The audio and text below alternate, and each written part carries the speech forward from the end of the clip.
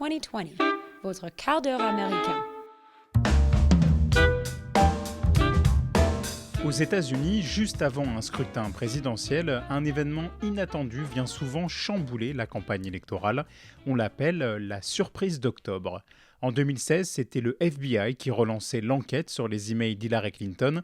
Et cette année, c'est bien sûr la contamination au coronavirus de Donald Trump, 74 ans, alors que la pandémie a déjà fait plus de 200 000 morts dans le pays. Stunning news. The President of the United States now confirming to the world that he and the First Lady of the United States have both tested positive for the coronavirus and they will quarantine. Vous écoutez bien 2020, le podcast de l'AFP Made in America. Je suis Antoine Boyer, bienvenue.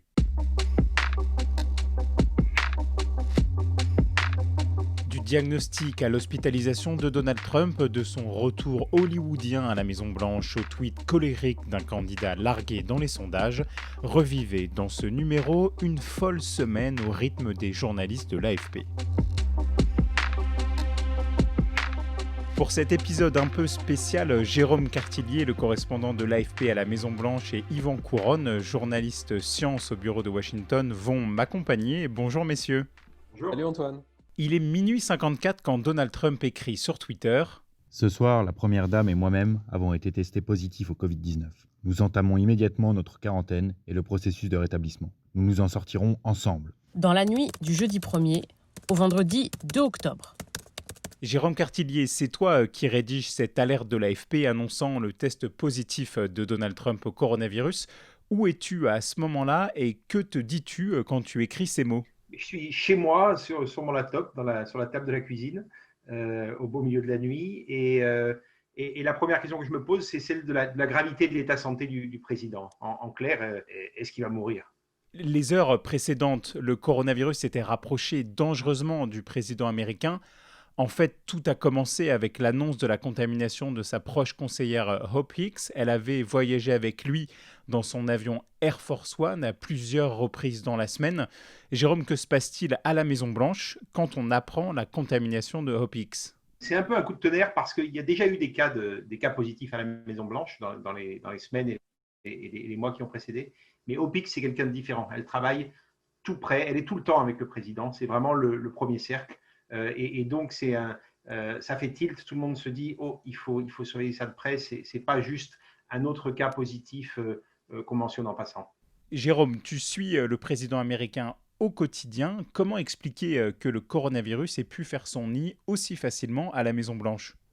Pour être honnête, Antoine, c'est pas une surprise parce que Donald Trump a instillé pendant des semaines, des mois, une forme de mépris du masque. Alors, il l'a porté à quelques occasions, mais dans les échanges avec les journalistes, souvent, il nous demandait d'enlever notre masque en disant « j'entends pas bien ». Et puis, il y avait un peu sous-entendu dans les mimiques et les propos « soyez pas ridicule avec ce masque, on peut très bien faire sans ». Donc, quand c'est tombé et quand la Maison-Blanche est peu à peu devenue un cluster, ça n'a pas surpris beaucoup de monde. Yvan Couronne, je me tourne vers toi. A-t-on identifié l'événement qui a transformé la Maison-Blanche en cluster, en foyer épidémique ? Non, mais on a quand même une hypothèse qui est une grande cérémonie qui a eu lieu le week-end précédent avec des dizaines et des dizaines de personnalités républicaines, d'élus, de parlementaires. Tout le gratin trumpiste est là. Ça se passe dans les jardins de la Maison-Blanche et puis aussi dans les salons intérieurs. C'est en l'honneur de la nomination d'une juge à la Cour suprême. Et il y a ces images hallucinantes de gens qui sont sans masque. Ils s'embrassent, ils se font des accolades, ils se serrent la main et tous avaient été testés sur place. Donc c'est pour ça officiellement qu'on leur a dit « Ok, vous êtes négatif, vous pouvez enlever vos masques ». Mais les tests, c'est un peu comme un détecteur de métal qui raterait 30% des armes à feu. Voilà, donc c'est pas du 100%. Et donc peut-être que ce grand raout à la Maison-Blanche est à l'origine. Mais comme le dit Jérôme, si personne ne mettait de masque en permanence, ça peut avoir démarré n'importe quand. Et donc, les cas de Covid-19 se multiplient dans l'entourage du président. Sa femme Melania Trump, sa conseillère Hope Hicks, on en a parlé, la présidente du Parti républicain et un sénateur de l'Utah ont été testés positifs. Et cette liste, elle ne va cesser de s'allonger dans les heures et les jours qui suivent. Good afternoon, everyone. We're coming on the air with breaking news. President Trump, who tested positive late last night for the COVID-19 virus, is about to be taken to Walter Reed Army Medical Center as a precaution. Il est 17h30 quand la Maison-Blanche annonce l'admission imminente à l'hôpital pour quelques jours du 45e président des États-Unis. Mais dans une vidéo publiée sur Twitter, on sent que Donald Trump a envie de rassurer, même s'il a le teint pâle, il pense aller très bien, il le dit. I'm going to Walter Reed Hospital. I think I'm doing very well. C'est le premier signe de vie du républicain depuis l'annonce de son diagnostic 17 heures plus tôt. Et donc, masque sombre au visage, Donald Trump s'envole pour l'hôpital militaire Walter Reed dans la banlieue de Washington. On est vendredi en début de soirée.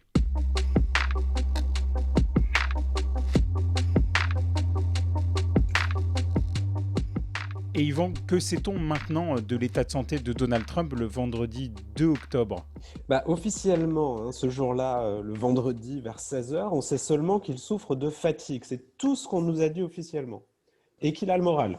Mais comme on l'apprendra par la suite, les médecins à ce moment-là cachent la vérité qui est beaucoup plus préoccupante. Samedi 3 octobre. Donald Trump a passé sa première nuit à l'hôpital. Yvan, la journée de samedi, c'est un peu l'apothéose de la communication cacophonique autour de l'état de santé de Donald Trump. L'équipe médicale dit que tout va bien, un de ses proches que tout va mal. Qui faut-il croire ? Au départ, on ne sait pas. Dans un premier temps, on ne s'y retrouve pas. C'est le samedi. D'un côté, le médecin de M. Trump, Sean Conley, annonce au monde que son patient n'est pas sous oxygène. Les journalistes lui demandent « Mais a-t-il jamais été sous oxygène ?» Le docteur répond « Non, pas depuis qu'il est hospitalisé. » D'accord, mais avant Non, pas jeudi en tout cas. Bref, c'est presque comique parce qu'en creux, il nous révèle qu'il y a bien eu un moment, un épisode où le président a eu besoin d'oxygène. Et ça, ce ne sera confirmé que le lendemain.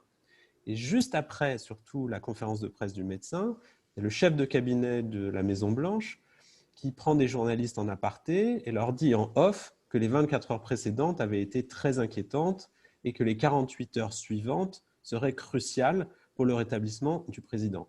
Donc en une heure, on nous a dit que le président était soit en pleine forme, soit dans un état très incertain. Dans la soirée, peut-être pour mettre fin à cette cacophonie, Donald Trump publie une vidéo de 4 minutes sur Twitter. Il est assis, des dossiers sont posés sur la table. Il faut montrer que le président travaille.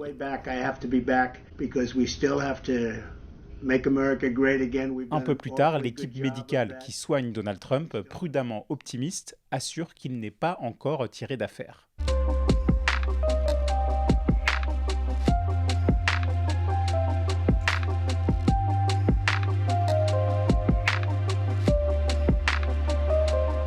Dimanche 4 octobre. Nouvelle conférence de presse du médecin ce dimanche matin. La santé de Donald Trump s'améliore. Il pourrait sortir dès lundi. Yvan, le médecin de Donald Trump, Sean Conley, a finalement reconnu que l'état de santé du président avait été plus préoccupant qu'il ne l'avait admis. Pourquoi ce mensonge ou alors cette omission ? Parce que, alors là, il y a un journaliste qui lui demande carrément, et là, le docteur répond « J'ai essayé de refléter une attitude optimiste, je ne voulais pas donner l'information qui puisse altérer le cours de la maladie dans un mauvais sens. On a pu avoir l'impression que je voulais cacher quelque chose, ce qui n'était pas nécessairement vrai. »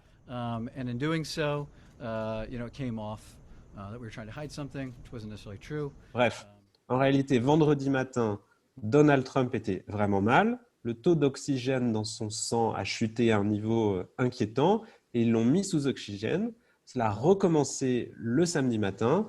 Et ça, c'est important car ça veut dire que pendant ces 2 jours, les poumons du président des États-Unis ont apparemment été affectés.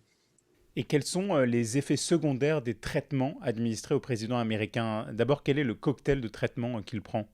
Il en a 3. Il y a un traitement expérimental qui n'est toujours pas autorisé, mais qui est assez prometteur. Et puis 2 qui sont plus banals. Un corticoïde qui s'appelle dexaméthasone. C'est un médicament très banal, c'est un anti-inflammatoire qui est dans tous les hôpitaux. Les effets secondaires sont connus. Ça va de l'irritation dans l'estomac à des maux de tête, en passant par l'insomnie, l'agitation et parfois de l'euphorie. Donc c'est ça évidemment qui intéresse tout le monde. Depuis l'hospitalisation de Donald Trump, des soutiens du président se rassemblent devant les portes de l'hôpital Walter Reed. Alors Donald Trump a voulu les remercier en leur promettant une petite surprise. I also think we're going to pay a little surprise to some of the great patriots that we have out on the street. La suite est plutôt déroutante. Une voiture noire roule au pas, fenêtre fermée devant l'hôpital. À l'intérieur, le président américain infecté par le coronavirus salue sa foule de supporters. Il a un masque au visage, comme le garde du corps assis devant lui à la place du mort. Yvan, dans quelle mesure peut-on affirmer que ce bain de foule virtuel était extrêmement dangereux pour les passagers du véhicule ? Parce que Donald Trump n'avait qu'un masque en tissu, ses gardes du corps avaient des masques de type FFP2, donc ceux qui sont les mieux en hôpitaux, mais il y a toujours un risque parce que l'air est peut-être contaminé à l'intérieur de l'habitacle, les fenêtres étaient fermées. Jérôme, comment expliquer la décision de Donald Trump qui a fait polémique de sortir saluer ses supporters ? C'est sa volonté toujours de projeter l'image d'un homme fort, d'un guerrier, comme avait dit son fils Eric Trump, qui ne se laisse pas abattre ni par les circonstances, ni par la maladie. Il est sorti, il n'a pas peur. C'est ça le message, on l'a vu souvent sur ce thème-là.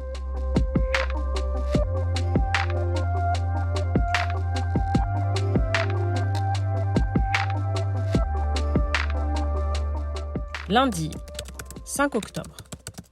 À l'aube du lundi 5 octobre, avant 7h15 du matin, on reçoit 15 messages en majuscules, point d'exclamation à l'appui sur Twitter, où le président appelle ses partisans à voter. Jérôme, comment as-tu lu cette avalanche de messages sur son réseau social préféré ? Ça, c'est le message je suis de retour en campagne. On a mis la campagne un tout petit peu entre parenthèses pendant quelques heures, pendant quelques jours, mais je suis là, j'ai cette obsession du 3 novembre et je vais battre Joe Biden. Donc Donald Trump revient ensuite à la Maison-Blanche, il a été hospitalisé 3 jours et 3 nuits, et son retour, il ressemble honnêtement un peu au scénario d'un film hollywoodien, Jérôme.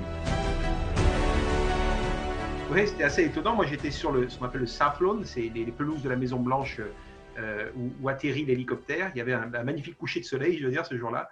Et donc, l'hélicoptère arrive, Donald Trump descend, fait ses fameux pouces levés qui sont un peu sa marque de fabrique.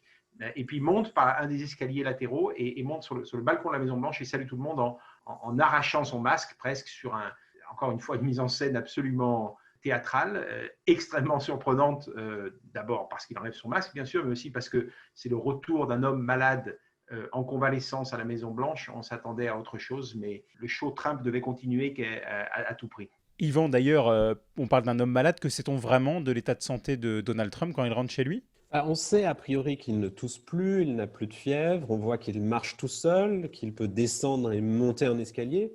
Mais en revanche, les pneumologues qui ont vu Donald Trump monter les escaliers de la Maison-Blanche l'ont trouvé clairement essoufflé. On voyait qu'il utilisait les muscles de son cou pour s'aider à respirer. Et ça, selon les pneumologues, juste d'après les images, ça veut dire que ses poumons ne sont pas à 100%. Mais on ne sait pas, parce que ça, c'est une question à laquelle les médecins ne répondent pas. C'est est-ce que les poumons de Donald Trump ont été affectés ? Est-ce qu'il a eu une pneumonie ? Ça, ils ne répondent pas à cette question. Est-ce que ça veut dire que oui ? On ne sait pas. Non, je ne sais pas.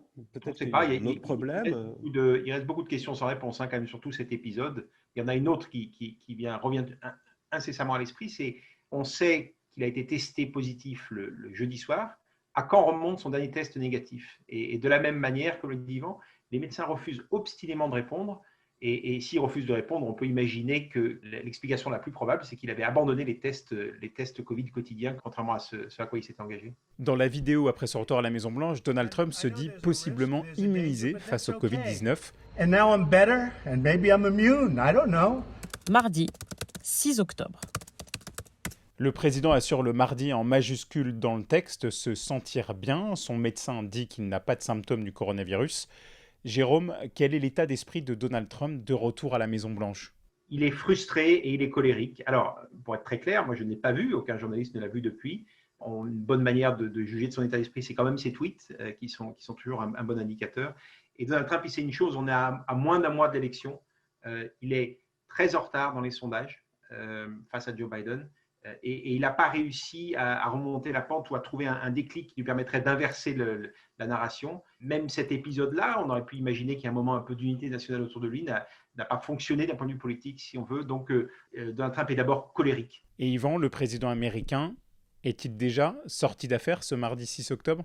Non, on peut pas savoir. Le Covid-19, c'est une sale maladie qui est notoire pour la rechute de la deuxième semaine. La première semaine, on a tous ces symptômes embêtants de la grippe. Ensuite, on peut avoir l'impression d'aller beaucoup mieux, mais brusquement, la deuxième semaine, pour certains patients, c'est la tempête inflammatoire, le système immunitaire s'emballe, attaque les poumons, d'autres organes vitaux. Pour répondre à ta question, si Donald Trump va bien la semaine prochaine, à peu près, là, on pourra dire qu'il a sans doute échappé au pire. Merci Yvan, merci Jérôme, ravi d'avoir décrypté avec vous cette semaine qui, dans tous les cas, marquera l'histoire de cette présidence Trump un peu hors norme. Merci, à bientôt Antoine. Merci Antoine.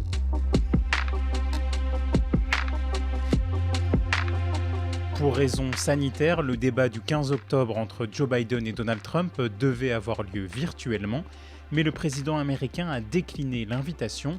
À la place, il pourrait être de retour sur les estrades de campagne, moins de 14 jours après son test positif au Covid-19. C'est la fin de cet épisode de 2020, le podcast de l'AFP Made in America. L'élection du 3 novembre approche à grands pas et nous sommes ravis de vous savoir avec nous pour suivre cette campagne pleine de rebondissements. Si vous appréciez 2020, parlez de nous autour de vous. Derrière la préparation de cet épisode, les fidèles Salima Belhadj et Laura Hakoun, composition musicale Lena Kenkyo, et un petit mot pour saluer ma colocataire Alice, dont les conseils et l'écoute ont été précieux. D'ailleurs, vous connaissez sa voix française, elle est derrière beaucoup de traductions. Je vous donne rendez-vous vendredi prochain, américanement vôtre.